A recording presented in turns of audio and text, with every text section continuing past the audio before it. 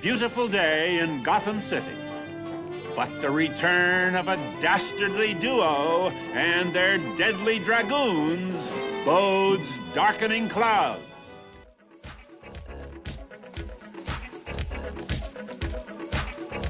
Darkness falls across the land. The end of the series is close at hand. The show is on just once a week, which irritates us die-hard geeks. Batgirl comes to start hearts racing, but doesn't help much in the ratings. Producers trim the budgets bare. Supervillains are forced to pair. And though 2 stars of the 10 Commandments act their parts with great abandon, there's not much for them to do. Batman's doomed, and so are you. And though you fight to stay on air, your body shakes with consternation. For no mere TV show can resist the evil of the cancellation.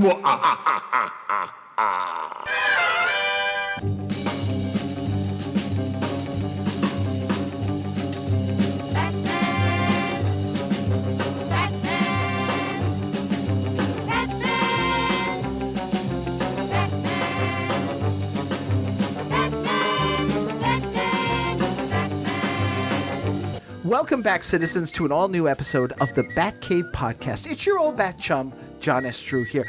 And, wow, you know, it's funny. I talked about how Marcia Queen of Diamonds was possibly the worst episode of the Batman series. And then we come to this little gem called the Ogg Couple. It's the return of Olga and Egghead, and as you know from the previous discussion of those two, I wasn't fond of their pairing to begin with. But we've got to press on, and we've got to talk about this one here. So I figured if I'm going to suffer, let me indeed bring back the person who suffered through the last one with me. Although he was a lot more generous. You were a lot more generous to the two-parter than I was, I think, if I remember correctly.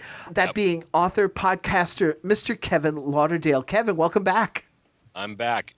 I'm not excited to be here. No.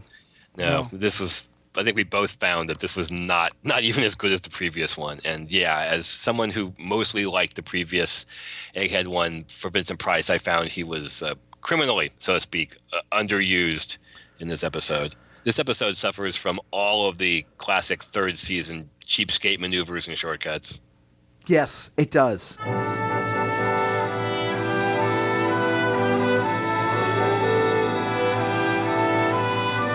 Let's get into it. I mean, it's called The Ogg Couple. It aired on December 21st, 1967. Now, here's the thing. When it came to this story, this was supposed to be part of the 3-part trilogy with Egghead and Olga. And even more interesting, this was supposed to be part 1. Oh, that actually makes a little more sense. Okay, you're going to have to explain that to me because honestly, it still makes no sense to me why they would take the first part and put it. I mean, I guess in terms of story, if you put all 3 back to back, maybe, I don't know. Well, this is the one wherein we don't actually see. Does every episode end with them being hurried off into the paddy wagon? In terms of the third season, not every episode, no. So they're of the Egghead episodes. So in the last Egghead episode we saw, the 2-parter, we see them being rushed off into a paddy wagon at the end. Am I right? Right. Because they think they're being chased by the dinosaur. Right. Right. That's more dramatic than in this one, where we don't even see that. We simply be told they were rushed off into the paddy wagon again. They were rushed off, and there's a comment to the effect of, although they weren't in a hurry this time. Yeah. Or something like that, yeah. So at least dramatically structured. So you talk about it first, then you show it. You build the anticipation. Oh, okay. So in terms of dramatic structures, although let's face it, there's not much dramatic anticipation in this. Maybe we should just skip this episode and cut straight to me telling the great anecdote about how Vincent Price recorded a Thriller rap for Michael Jackson's album. Much more interesting than this. It makes more sense. That's the thing that struck me. See, here you go. This is the most exciting thing about these 3 episodes. I remember them being rushed off into the paddy wagon at the end. And the exciting part was seeing them entering the paddy wagon. Woo-hoo! They also all begin with the same business of their action being described by standers-by on the street. Yes. Let me help you across, ma'am. Why, thank you, Sonny. Hey, let's get Go, ma'am. Oh. I can't believe my eyes, Sonny. That looks like a band of Cossacks. Yes, ma'am, it does. Alta, wait for me. Wait for me, Alta. I do believe that's Egghead, the notorious arch criminal. But why is he riding that burro? What are those Cossacks doing in Gotham City? Good questions indeed, and the ominous answers are not far away. I guess, God, here's a fun experiment. Let's take all 3 of these episodes and just randomly scatter them into different orders as a 3-parter and see what happens. I would say let's randomly take scenes and scatter them throughout the 3 and see what happens. Because, like you said, yeah, once again, we're getting the whole, everything being described. We don't see the Cossacks on the horses again. All we get is Egghead coming down the street again on the mule. But am I not mistaken? Isn't that the same Boy Scout and old lady? I thought it was. Is it the same first scene? Are they recycling entire opening scenes? I see. That's the thing. I need to get both my DVD and my bootleg and just put them back to back, because it doesn't matter about picture quality, and just see if it is exactly frame for frame. Did they just lift it, or did they actually reshoot the exact same scene again? I'm sure it's the same burrow. Oh my God, it's so sad, and again, we don't even waste any time this time, because previously, and I forget what they called it, the whole giant coffee pot was supposed to give her control of the Bessarabians and such like that. That was the samovar of something, and this is the scimitar of Bessarabia. They only did, God, they're only changing a few syllables. That's it. Changing a few letters. Changing a few letters and giving us something smaller, and at least in terms of an item, it's not anything as elaborate, and at least it gives Egghead something to do, because it's what's it stuck in but a giant golden egg. Yeah. The scimitar is, I guess, her Excalibur. Whoever holds this thing is the ruler. I'm always impressed by the fact, didn't we just have this conversation? God, whoever holds the special object gets to be the ruler. Whoever has the scimitar has the ruler. Whoever has the samovar has the ruler. The sword is the sword of Bulbul, which actually struck a chord for me. Do you know the poem or the song, Abdul a Bulbul Amir? I want to say it sounds familiar, but no, I don't. If I hum a few bars, maybe I'll talk about it. Oh, the sons of the prophet are brave men and bold, and quite unaccustomed to fear. Okay, now the bravest I do. By far in the ranks of the Shah was Abdul Bulbul Amir. This was a poem about a street fight between a soldier of the Tsar and a soldier of the Shah from the 1880s. It was a big novelty hit in the 30s and 40s. My grandfather used to go walk around the house humming it. And whenever I see the word Bulbul, the sword of Bulbul, that immediately, I wonder if that's a reference to Abdul Bulbul Amir, which I'm going to guess the writers, being guys during the 1960s who were in their 30s, 40s, and 50s, would have known. Or I wonder if it's just a generic term. I don't know. But that's the thing that stuck out to me the most, is a possible footnote to an 1880s poem and a 1930s novelty song. Now, see, right there, that's probably going to be the most interesting part of this entire podcast. Oh, there were 2 great moments in this episode, and we're coming to one of them. Okay, so they free the sword. They free the sword. Egghead, like you said, he wants the golden egg, and once again, we just see Egghead being a comedic character in this thing, because none of the Bessarabians help him carry it out. He's just grabbing onto it, and it's ridiculous. I felt so bad for, and I know this is going to sound weird, I felt bad for Vincent Price, but I felt bad for the Egghead character. Yes, the lug of this thing, and it weighs, God only knows how many pounds. It's like the size of 3 bowling balls. But you'd figure the world's smartest criminal would have brought a shopping cart to just carry it out. He's like, oh, I gotta go. Yeah, he's just reduced to a comedic bit character, and it's so sad to see here in this one. And we learn from Gordon that the Bessarabians didn't want Olga, because she was deported along with the Cossacks, but they didn't want her, so they let her go. And which explains why twice she's had objects which make her the legitimate ruler of Bessarabia, but she never leaves Gotham City. Is she going to rule in exile? What is she going to do? You figure she'd go back to Bessarovia now that she's in charge and take over. But no, they don't want her. No. And Egghead is out on a technicality, which they never get into. But the call goes out to Batman, and we come into Act 1. And once again, it's the study. Mm-hmm. Oh, but hold on, let's go back. We skipped over two important things. Called out to Batman, but it's one of my favorite lines. Commissioner Gordon says, "Oh, but I can hardly bring myself to call him again." Want me to call him? No, wait. Give me a moment to summon my strength and courage. For if ever strength and courage were needed in Gotham City, Chief O'Hara, it's needed now. I love that line. Finally acknowledging God. I'm constantly bothering this poor fellow. I noticed this because I kept waiting for it to happen.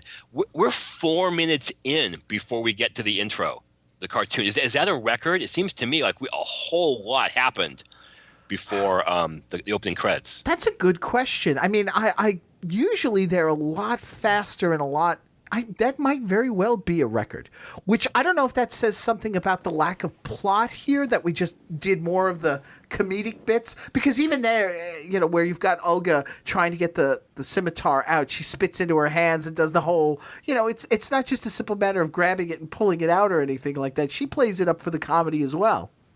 Yep. And then Egghead has to use his special egg and Ogg acid in order to loosen yes. the scimitar. Let me put a little WD-40 in there to just crease it for you. Oh my God. And yeah, cut to the study. Another cheapskate move. No establishing shot. Yep. No establishing shot. No. I mean, granted, it's a little bit of a nod back to the first and second season because we actually see their home life in a way, because there's Dick talking about Genghis Khan and what he's learning about him. But it's weird because even the angle of the camera, it's not the entire study. And what's weird is when the bat phone goes off, Alfred suddenly appears out of nowhere. Oh. He wasn't there because it's about a good maybe 30, 45 seconds of dialogue between Bruce and Dick. And then suddenly the phone rings and there's Alfred materializing going, "I've got it." And it's like, whoa, where did you come from? And sadly, we continue to see Adam is no longer trying anymore, because when they go to the bat poles, you can see the hand over hands. Yeah. Oh. Womp, womp, womp, womp. Which means that Burt Ward had to slow his descent. Otherwise, he just would have been shooting down before him and such. Mm-hmm. Mm-hmm. So he had to put on the effort to sort of keep up with him. Oh, that's so sad. When that's the stuff you notice, folks, listeners, when that's the stuff you notice, that's the most exciting thing going on in this episode. Look at Adam West climbing down that bat pole. This is not a high water mark. No. It's only one episode. So that's true.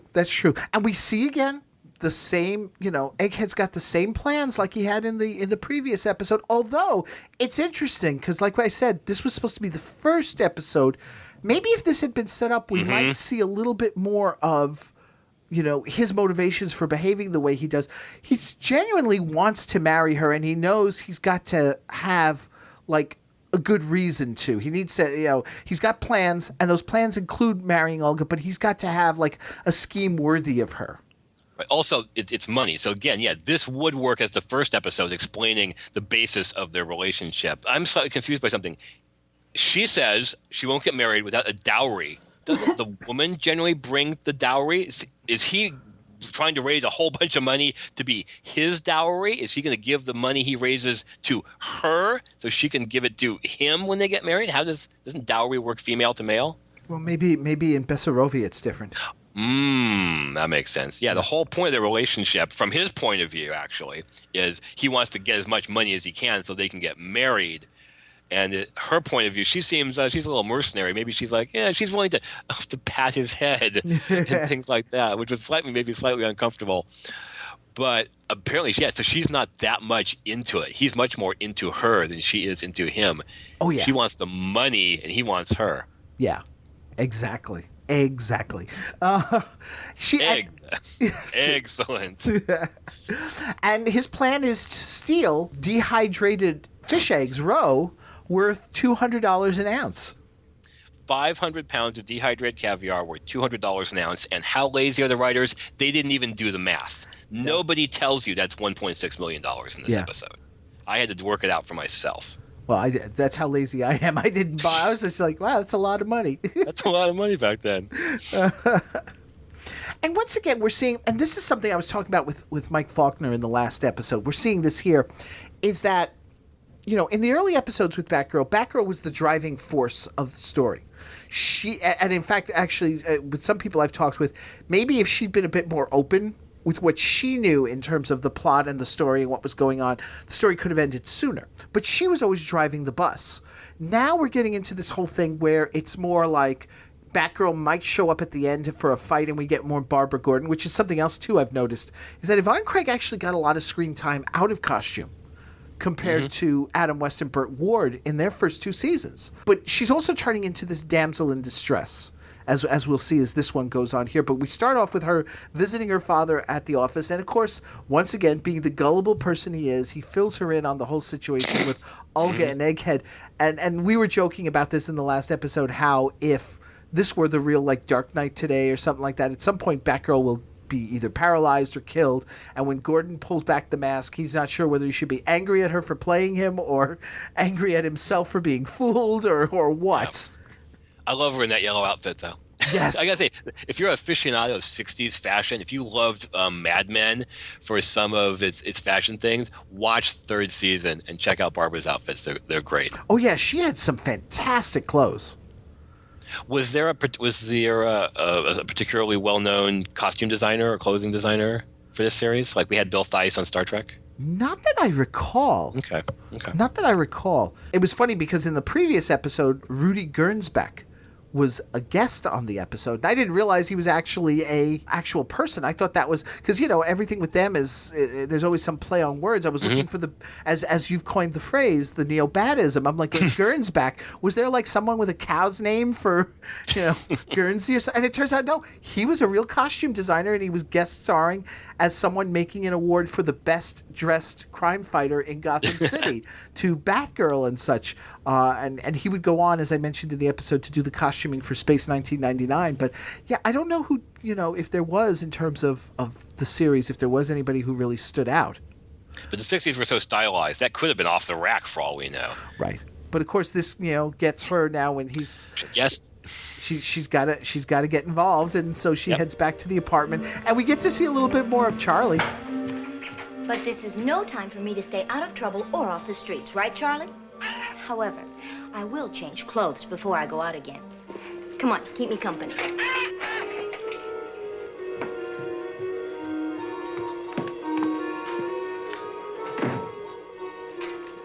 But you mustn't tell anyone what you see in here.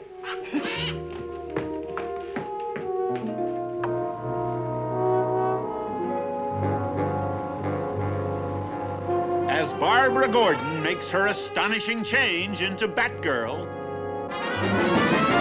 and heads out on her own to prevent panic in the streets, the Caped Crusaders are not idle. Okay, but there's none of the atomic turbines to power. And the cool things that we like are cut out. Well, yeah. I mean, you know, you've only got 22, 23 minutes here. So, you know. And speaking of the Batcave, we cut back to there, and there's Batman. And for once, I got to admit, I did like this, because you don't see this too often in the series. He's gone and warned all egg-themed businesses, all of them. He's done it. Now, never mind the fact that usually he's always telling Gordon, we'll take care of this, that. You could have had Gordon's men making those phone calls. He did it. Personally. It's not like he sent out a mass email. Yes. It's like, I'm sure he had the phone. He had to go to the phone book. Okay, here we go. and make every single phone call in the span of those 3 minutes, by the way. Right. And in the course of that, he figures out that the row might be a target. So, you know, he and Robin head out to try and stop that. But through another spurious piece of what do you guys call it? The bat logic, where it's like C for ocean, C for Catwoman. Yes, you guys have a term for that. Yeah, it's the whole Gotham City logic. Also, Gotham City logic. Thank you. The whole Samarkand thing. It's like, first of all, Samarkand's a city, not a country. It's like, what country is next to Bessarabia? Samarkand. There's only one country next to Bessarabia? Apparently so. What's Samarkand famous for? It's like, oh, caviar. It must be it. Of course. But see, again, and it's much worse, obviously, here in the third season, because again, like some of the other things we've mentioned, you got to take the shortcuts because we don't have time to really appreciate their deduction skills. So we come to Act 2. Look at this. We're just like moving along here with this story. Olga arrives at the bank where the row is being stored. The manager had already moved his money. He never thought about the row. Yep. You know, you're carrying $1.6 million in fish eggs. You moved all your money. I guess he figured the money would be easier to move out of there if somebody was going to rob them. So, you know, Well, the caviar is dehydrated, so it's not a liquid asset. Oh, jeez. I'm surprised they didn't make that joke. Yeah, they moved all the money out, so they have room to store. Is it a cold storage? They usually keep their money on ice? I don't know. And we see this whole thing, like you were saying, where it's like she's just in it for the money because you notice Egghead's not there. And she heads off with the row and stuff and leaves Egghead behind, who's finally showing up on his mule as Batgirl arrives. At least Batgirl's found a one-man panic in the streets. Oh, protect me, Batgirl. That monster is going to shoot me. Not so brave when your henchmen aren't around, are you, Egghead? Oh, I never claimed to be brave, Batgirl. No, I'm clever and crafty, but I'm a complete coward. You won't let him shoot me. That depends. Where are the Cossacks you've been running around with? Oh, they've gone, Batgirl. They left before I came. Left for where, Egghead? I don't know. No? Well, they did mention their destination, but you see, they speak Bessarabian, and I don't speak the language. Perhaps there are some other languages you do know, Egghead. The language spoken by that guard's gun, for instance. Oh, no. Oh, please, you can't ask me to rat on my friends. Oh, yes, I can, and you'd better start ratting fast. Do you expect me, a respected arch-criminal, to think on my friends like a common stool pigeon? Of course. All right, I'll do it. Let's go. Oh, but it may take us some time, you see. My burro is kind of slow. Forget your burro. Get on the back of my Batgirl cycle and show me where your hideout is. On that thing? But I might be extinguished. All right, then. Stay here. But I won't be responsible for any stray bullets that just might happen your way. No, wait for me! 2 blocks down and to the left. I love this little scene with Egghead and Batgirl. Yvonne Craig and Vincent Price. And she said that Vincent Price was one of, like, the top people she loved working with. But you could see it here. Oh, Batman! Thank heaven you're here! The royal caviar has been stolen by that mad Bessarabian queen and her henchmen. I was afraid we might be too late. Where's Egghead? He arrived just after they left. We were about to arrest him, when Batgirl drove up and convinced him to take her to his hideaway. Cossacks! Exactly, Robin.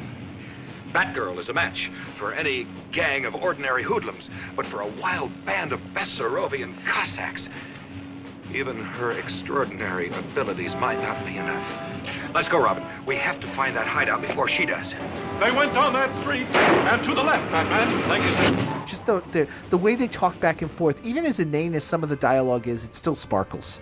It's actual interaction between the characters, which is something you usually all you get is, you pusillanimous porcine superhero. It's usually just insults or something like that.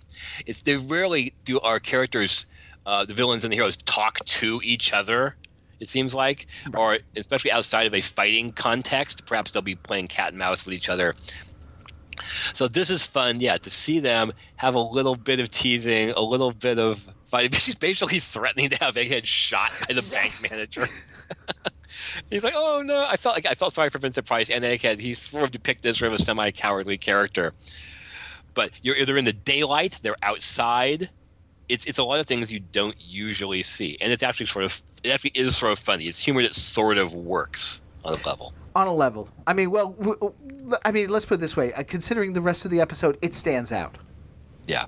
Yeah. Yeah. This is not. It's not Noel Coward. Okay. This is dialogue written by. It's not dialogue written by the folks who wrote Frasier. Right. but it's relatively funny, and it's cute, and it's actually sort of heartwarming. It's so hard to not like a scene with Yvonne Craig. Right. All of her scenes, she's so genuinely cute, not just in the attractive sense. She's cute and she's nice and she's sweet. And even when she's threatening to have him shot, it's like, she's not really going to have him shot. It's cute. Right. Yeah. So she convinces Egghead to take her to the hideout, and off they go. Now again, it's like this is again like going back to the beginning of the season, though. It's like, okay, if you just could have waited, you can't tell me you didn't think Batman was going to be coming along at some point. And sure enough, Batman follows up behind them, and he has to go after them, oh my God, reducing Batman to a secondary character. Yeah. Yeah, it should have been the other way around. The first season, it had Batgirl, but it would have been the other way around. Batman shows up, gets the information, and goes off to be the hero. Then Batgirl shows up. So maybe this is a plus for Batgirl. She gets to be the leader. She gets to be, more of the alpha character, but it is called Batman. And she just left a few seconds ago. He shouldn't the bank manager. She's right there, Batman. Can't you see her? It's the motorcycle with the bald guy in the back and the lace on the sides. Well, see, that's the thing, though. He's too busy talking about, oh, my God, Batman. And he wastes time and allows Batgirl an opportunity to sort of move off. I got to say, though, that then we get to the hideout. And at first, I'd forgotten completely when she's like, all right, Egghead, go in there and announce me. And I'm like, wait, what? What? I mean, yeah. Then when we see that it's because when he does it, he's made even look like a further fool because she slipped away and she's sneaking in another way. The ambush is on the other foot now, Egghead. You tricked me. Jaskaya! Why would he agree to announce her? I mean, it's just such a bizarre thing. Yeah. And once again, the smartest man in the world falls for it. Somebody who used to be the smartest man in the world. Yeah, we don't get to see that brain power anymore. So she does surprise them. There's a brief fight, but she trips on some roe eggs that Olga spreads out on the floor, and she's knocked out by the fall. And now, my little Pipkin, you will do for us saber dance with frosted swords. And I gotta admit, I did like this because it lets her use her dancing skills. She must do the dance of the frosted swords. The saber dance. That's my other favorite scene. My first scene is Commissioner Gordon saying, God, I don't want to have to call him again. And the other great scene is Yvonne Craig using her dancing skills, doing this. Again, cute. She does some jig. She does some tap, doing dun dun dun dun, doing the sword things all around her. That was neat. She's a good dancer, Yes, she's dancing to her grave. Naturally. The whole idea is that when she finally just tires out, then they'll just kill her.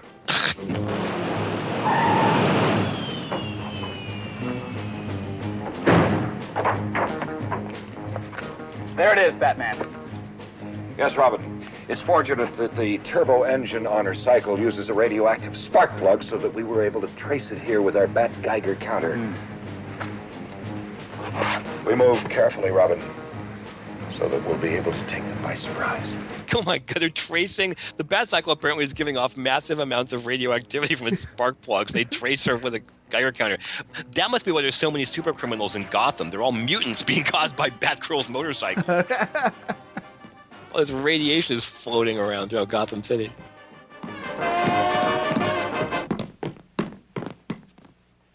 Now it's your turn to face the music, Olga. Very sad we meet at funeral. Your funeral, Batman. I believe you overestimate your undertaking abilities, Egghead. My Cossacks, hack them to shashliks. Egghead grabs Batgirl and tosses her in the row. I have said this before. I will say it now. I don't see it now as an adult, but for some reason, as a kid, I felt strange stirrings in my utility belt when I watched her sinking in the row. I don't know why. We were commenting how the third season is a fetishist dream because in the last episode she's hogtied pretty much, and the thing is, it's not even that deep. She could have just stood up. Give him one for me, Batman. Escape. Out from there. Oh, but I might be hurt, Olga. Some malchitia. Come with me, my little mouse Nick. Grab her. Yes. Ah! We are drowning her in caviar.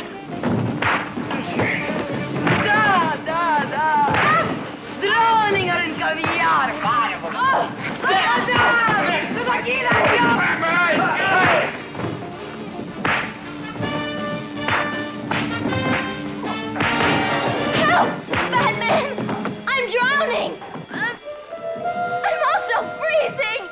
Batgirl's being frozen in that caviar. There she is. Oh, Batgirl, I'll untie you. thank you, Batman.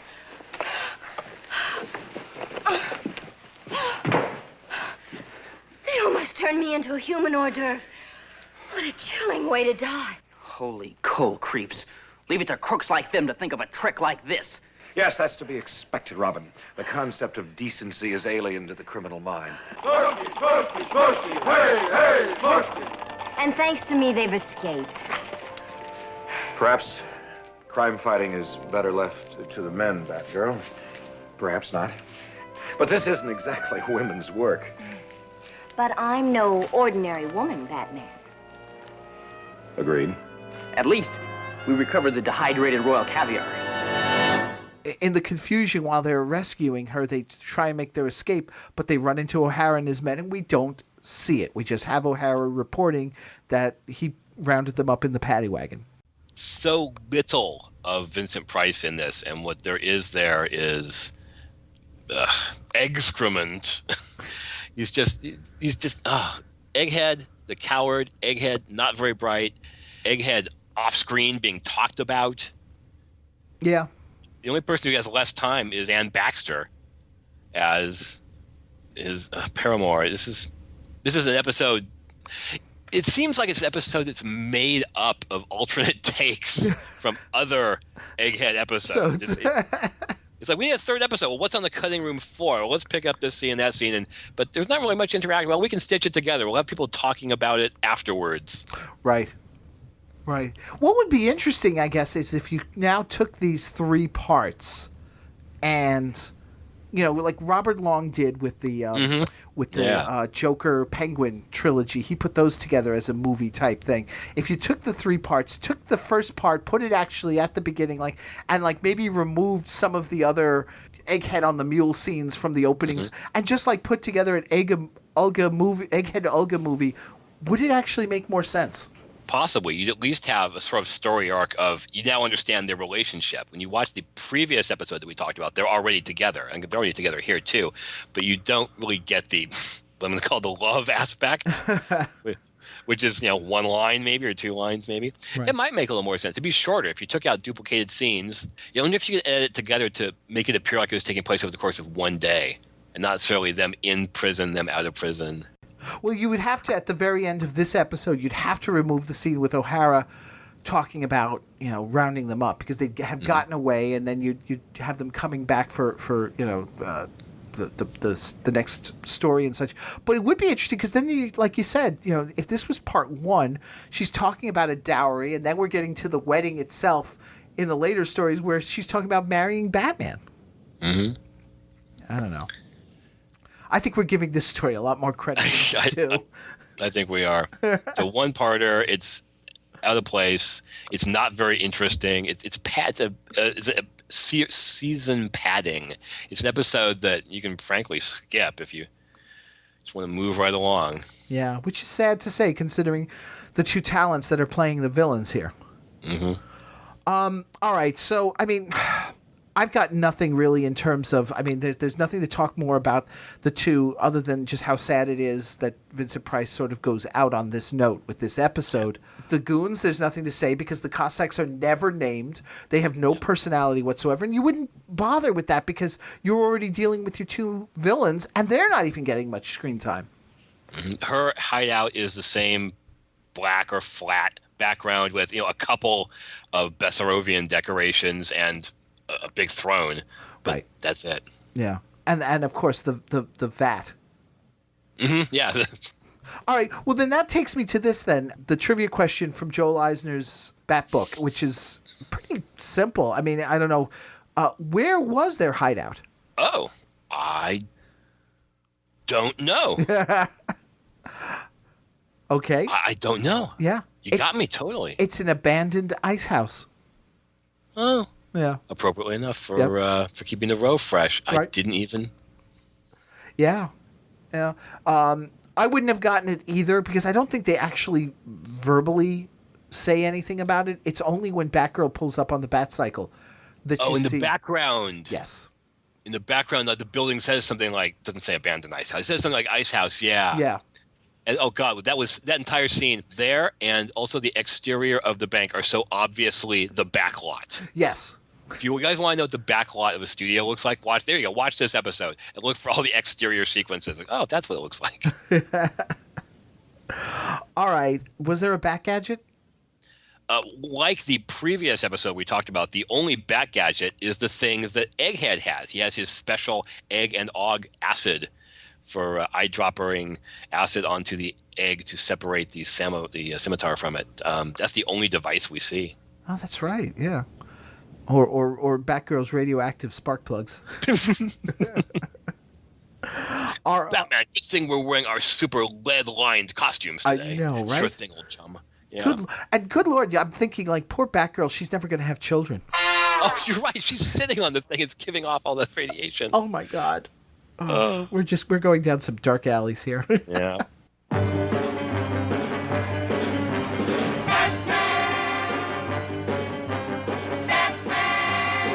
So you're Robin, the boy wonder. You've sat through this episode. In fact, you actually haven't had much to say either in this episode. Speaking of which, Robin's sort of getting sidelined on this one. You turn to Batman and you say, "Holy what?" Holy, because there are so many opportunities that were just skipped or dropped. Holy egg drop soup, Batman. Wow, I like that though. Yeah. So this episode could have been so many other. This episode could have been so many other episodes. It could have been so completely different. This episode could have been anything but what it was. But because of the shortcuts and the lazy writing, or just not giving it any time or thought, just make him do this, make him do that, whatever. Just every opportunity was dropped. Yeah.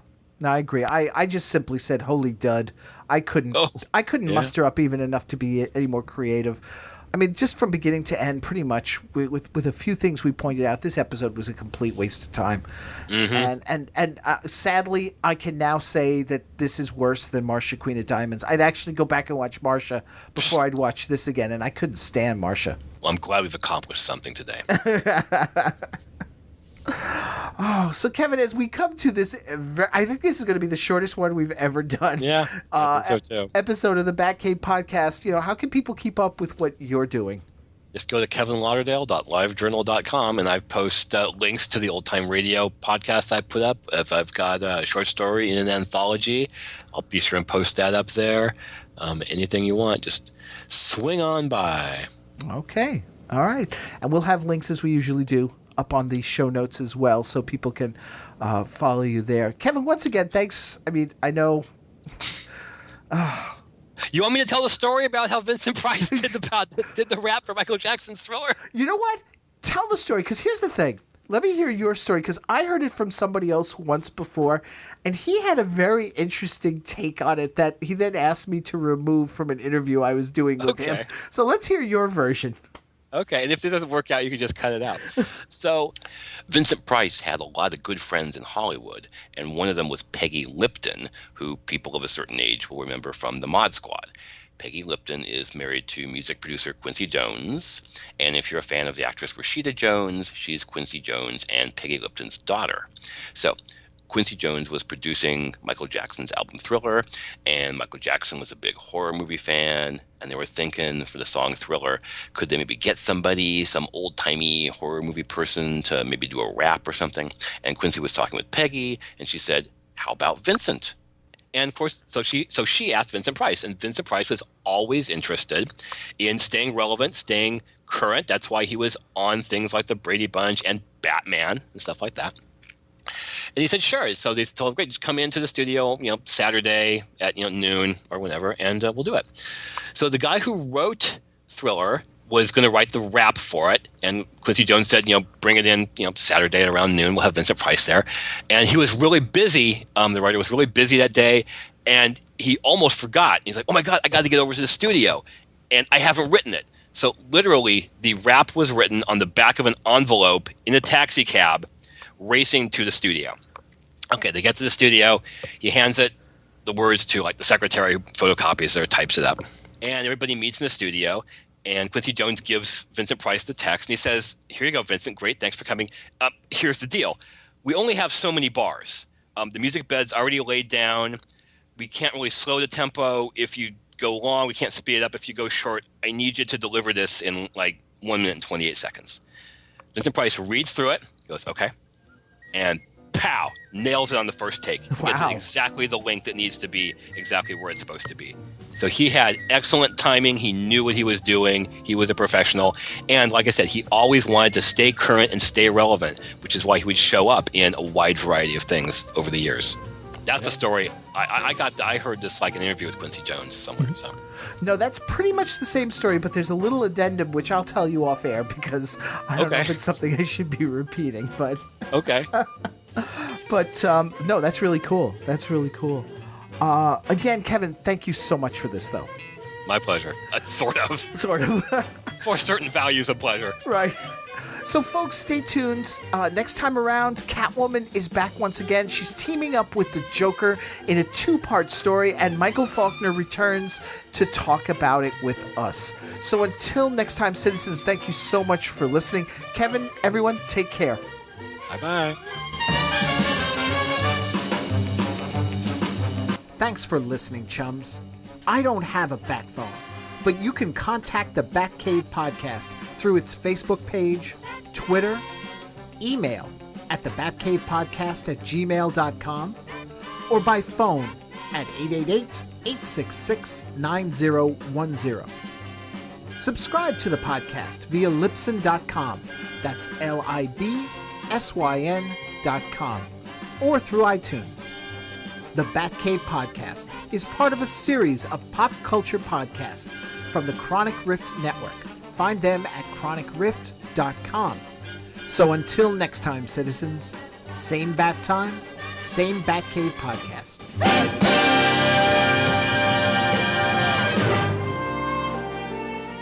It's lucky you had me surround that building once more, Batman.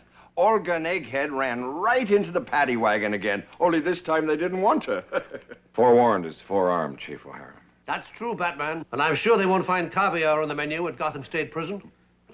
Probably not, but they will get a well-balanced diet thanks to Warden Crichton's emphasis on proper nutrition. What is it, Barbara? I just saw the strangest looking car outside. It was sort of greenish gold and had what looked like whiskers on its front fenders. A car with whiskers? Sounds like Catwoman's kitty car to me, Batman. Catwoman was driving it. And if I'm not mistaken, that arch criminal, the Joker, was a passenger. Holy, here we go again, Batman. I'm afraid you're right, old chum. If Catwoman and Joker have joined forces, it sounds like there's trouble right here in Gotham City. And how right he is. Trouble in a green fright wig. Trouble in a car with whiskers. More trouble than the Caped Crusaders have ever known. Coming up on our next episode.